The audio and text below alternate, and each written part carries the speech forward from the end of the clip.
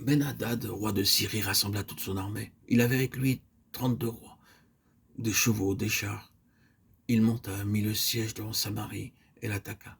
Il envoya dans la ville des messagers à Achab, roi d'Israël, et lui fit dire, ainsi parle Ben-Hadad, ton argent et ton or sont à moi, tes femmes et tes plus beaux enfants sont à moi. Le roi d'Israël répondit, roi, mon seigneur, comme tu le dis, je suis à toi avec tout ce que j'ai. 1 roi 20, 1 à 4. Ce que Ben-Hadad demandait, c'était une reddition sans condition. Et Achab fit ce qui lui était demandé et répondit au roi de Syrie.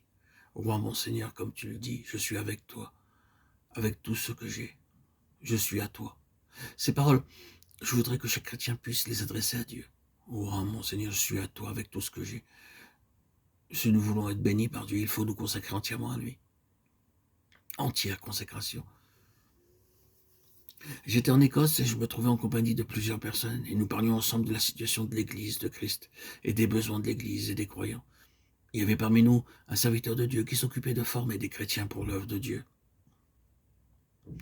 Je lui demandais quel était à son avis le plus grand besoin de l'Église et quel était le message qu'il fallait prêcher.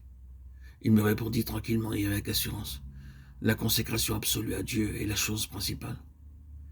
Et il se mit à m'expliquer que parmi ceux qu'il avait formés pour le service de Dieu, ceux qui étaient vraiment consacrés, même s'ils n'étaient pas très avancés dans la connaissance des choses spirituelles, avaient le désir d'être instruits, de faire des progrès, alors que ceux qui n'étaient pas vraiment consacrés retenaient souvent en arrière et abandonnaient l'œuvre de Dieu. La première condition pour obtenir la bénédiction divine dans toute sa plénitude, c'est d'être entièrement consacré à Dieu. Il vous faut une entière consécration, mes chers frères, mes chères sœurs, mes chers amis en Christ. Car Dieu répond aux prières que vous lui adressez pour vous et pour ceux qui vous entourent en vous posant cette question.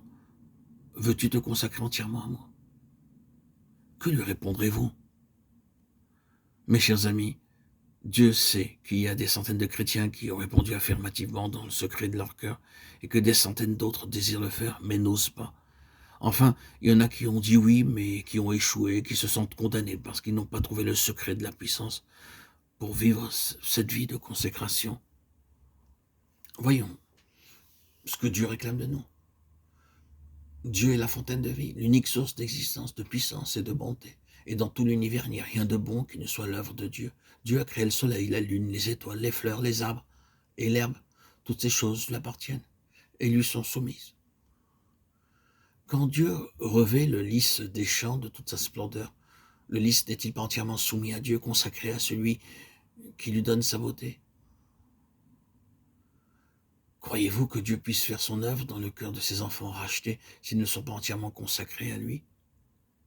C'est impossible.